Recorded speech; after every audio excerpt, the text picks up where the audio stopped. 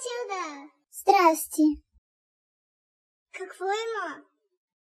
Вече няколко месеца не мога да покрия минимума си от зъбчета и шефката каза, че ще ме уволни. Фрея, как успяваш всеки месец да покриеш бройката си? Моля те, кажи ми! Добре, Матилда, ще ти покажа, но обещай да не казваш на никого.